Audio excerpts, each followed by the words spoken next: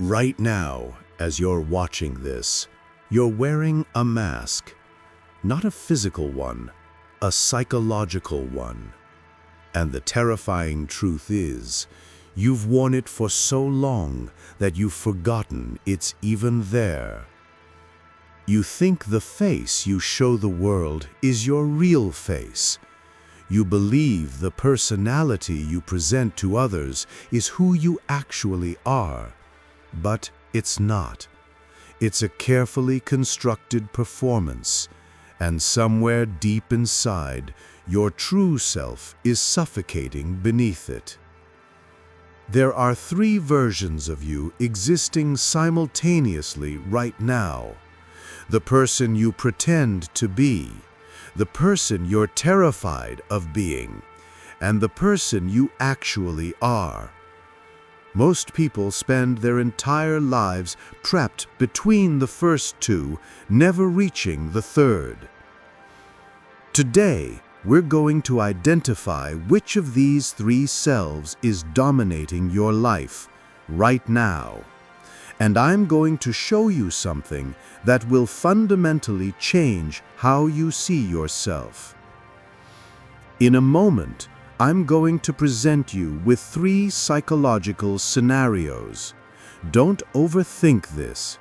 Just notice which one creates the strongest reaction in your body: tension, recognition, discomfort, or relief. Your unconscious already knows which one is speaking directly to your current psychological reality. But before we begin, subscribe to this channel right now. We explore the deepest territories of Jungian psychology here, revealing truths about the psyche that most people spend their entire lives avoiding. Hit that notification bell, because the insights coming in future videos will challenge everything you think you know about yourself. Now, let me reveal these three psychological patterns, and pay attention to which one makes your chest tighten. The first pattern, the perfect performance. Imagine this scenario. You're at a social gathering. Every word you speak is carefully measured. Every facial expression is controlled. You laugh at the right moments, nod with interest, ask appropriate questions. People seem to like you.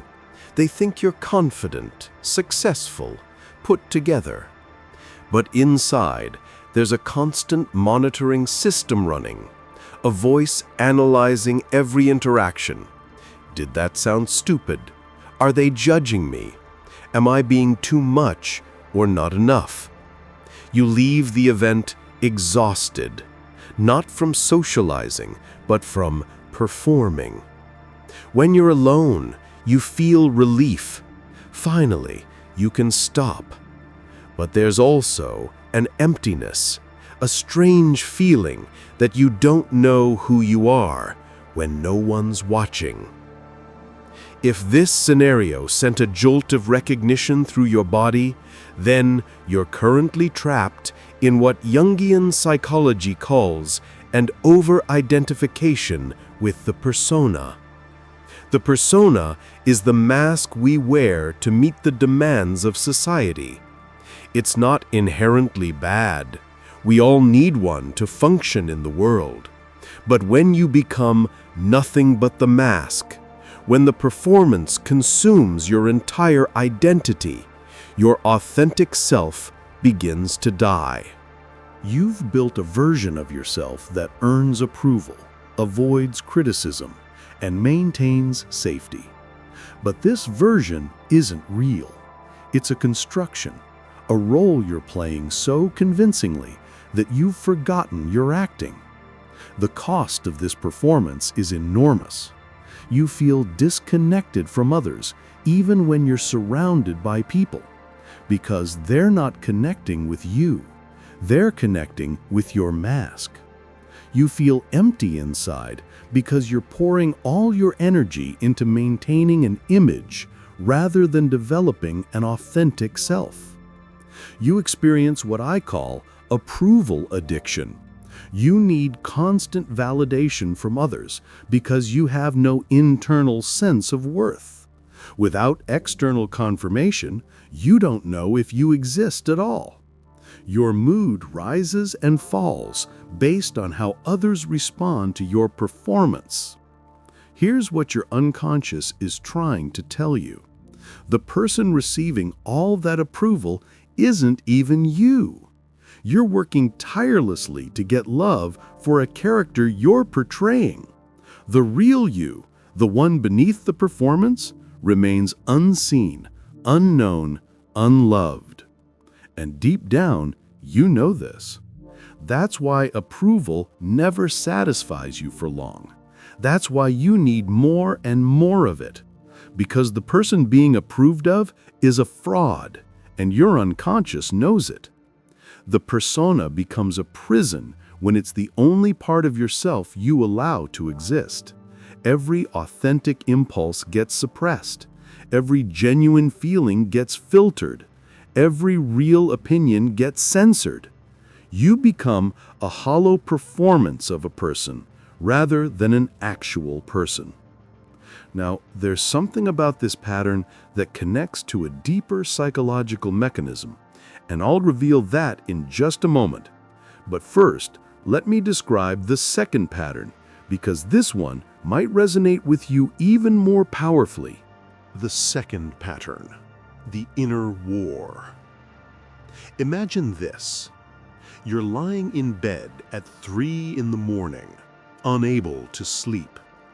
Your mind is racing with thoughts you don't want to have. Jealousy toward a friend who succeeded. Rage at someone who disrespected you. Sexual desires you're ashamed of. Selfish impulses you'd never admit to anyone. You try to push these thoughts away. I'm not that kind of person, you tell yourself. Good people don't think this way. But the thoughts keep coming, more aggressive and intrusive each time you try to suppress them. During the day, you maintain control. You're kind, patient, moral, disciplined. But underneath, there's a constant pressure building. Sometimes it leaks out in small ways, a passive-aggressive comment, an unexplained irritability, a sudden outburst that surprises even you. You have dreams that disturb you, dreams where you're violent, sexual, cruel, or chaotic.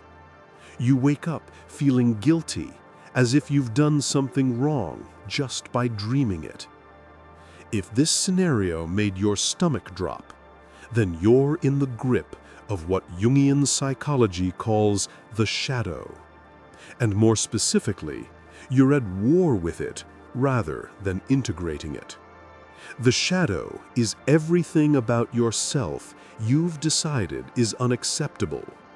It's every quality you were punished for as a child, every impulse society told you was wrong, every aspect of your humanity you've exiled into the unconscious. But here's the crucial truth. What you exile doesn't disappear. It goes underground. It grows in the darkness. And it gains power precisely because you refuse to acknowledge it. You think you're being a good person by suppressing these parts of yourself. But what you're actually doing is creating an inner pressure cooker. All that denied energy has to go somewhere. It emerges as unexplained anxiety, sudden rage, self-sabotage, or projection onto others. Projection is the shadow's favorite disguise. Whatever you've exiled in yourself, you'll see everywhere in other people. If you've denied your own aggression, you'll see the world is full of threatening people. If you've suppressed your sexuality, you'll be obsessed with others' sexual behavior. If you've rejected your own selfishness, you'll constantly notice how selfish everyone else is. The people who trigger you most intensely are mirrors. They're showing you the parts of yourself you refuse to see. Your strongest reactions reveal your deepest denials. Here's what most people miss. The shadow doesn't just contain negative qualities. It also holds your exiled gifts, your suppressed creativity, your denied power. When you reject your anger, you also lose your capacity for healthy boundaries. When you suppress your selfishness, you lose your ability to prioritize your own needs. When you exile your sexuality, you lose access to vital life force. The war with your shadow is unwinnable. The harder you fight it, the stronger it becomes. The more you suppress it, the more it controls you from the unconscious. You cannot defeat parts of yourself. You can only integrate them or be ruled by them. Your unconscious is trying to tell you something through these intrusive thoughts and disturbing dreams. These aren't foreign invaders attacking your psyche. They're exiled parts of yourself, knocking on the door, begging to be acknowledged. And there's a reason this is happening now, at this specific point in your life, but I'll explain that in just a moment. First, let me share the third pattern, because this one reveals where true transformation actually begins. The third pattern, the quiet knowing. Imagine this. You're sitting alone in a quiet room. No distractions, no performance, no audience. And for the first time in a long time, you feel something unexpected, peace. Not the excited happiness that comes from external achievements, not the relief that comes from escaping something unpleasant, but a deep, quiet sense that underneath all the chaos, confusion, and contradiction in your life, something solid exists. You notice that you have impulses that don't come from fear or from seeking approval. Sometimes you know what you need without being able to explain why. Sometimes you make decisions that contradict everyone's advice and they turn out to be right. Sometimes you feel guided by something deeper than logic or emotion. You're starting to recognize the difference between your authentic voice and the voices you've internalized from others. Your mother's voice, your father's voice, society's voice, your friends' opinions. When you quiet all of those, there's something else, something distinctly yours. You're also noticing that you contain contradictions, and somehow that's okay. You can be strong and vulnerable, rational and emotional, selfish and generous. These opposites don't cancel each other out, they coexist as part of your complexity. If this scenario created a sense of longing or recognition, then your psyche is moving toward what Jungian psychology calls encounter with the self, the archetype of wholeness, the center of the psyche that transcends both persona and shadow.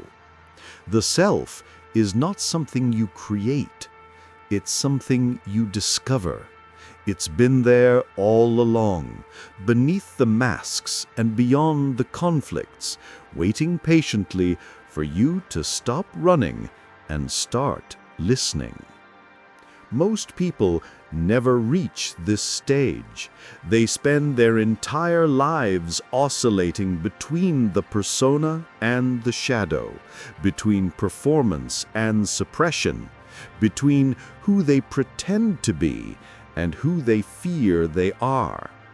They never discover who they actually are beneath all of that.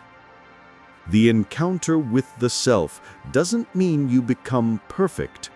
It doesn't mean all your problems disappear or all your contradictions resolve. It means you develop a relationship with the center of your being, the part of you that observes everything else, the part that remains stable while everything else changes. This is the beginning of what analytical psychology calls individuation, the process of becoming who you actually are, rather than who you've been conditioned to be. Before I explain what your recognition of these patterns means for your next step, do me a favor. Hit that like button right now. It helps this content reach others who are on this same journey. And drop a comment telling me which pattern resonated most powerfully with you. Now, here's what these 3 patterns reveal about your current psychological state and where you're headed next. These 3 scenarios aren't just descriptions. They're diagnostic tools revealing your relationship with the core structures of your psyche. If the first pattern resonated most strongly, your developmental task right now is differentiation. You need to begin distinguishing between who you actually are and who you've been performing as. This is terrifying work because it means potentially disappointing people, losing approval, and facing the unknown territory of your authentic self. Your unconscious is pushing you toward this work right now because you've reached a point where the cost of the performance exceeds its benefits. The exhaustion, the emptiness, the disconnection, these are symptoms of a psyche demanding authenticity.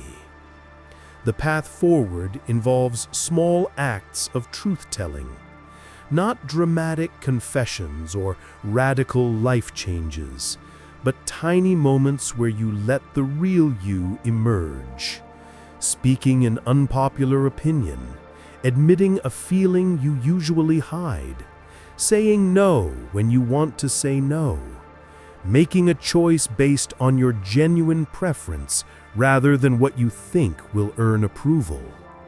Each of these small acts weakens the persona's grip and strengthens your connection to your authentic self. If the second pattern struck you most deeply, your work is shadow integration. This is perhaps the most challenging psychological work a human being can undertake, because it requires facing aspects of yourself you've spent years, maybe decades, denying. Your unconscious is flooding you with shadow material right now because you're ready, even if you don't feel ready. The psyche doesn't send challenges you can't handle. The intensity of what you're experiencing is actually evidence of your capacity to integrate it. Integration doesn't mean acting out every impulse. It means acknowledging every impulse. It means saying, yes, I contain aggression, without immediately acting on it or judging yourself for it. It means recognizing, yes, I have sexual desires society deems inappropriate, without suppressing them or letting them control you. The moment you acknowledge a shadow quality without judgment, it loses its unconscious power over you.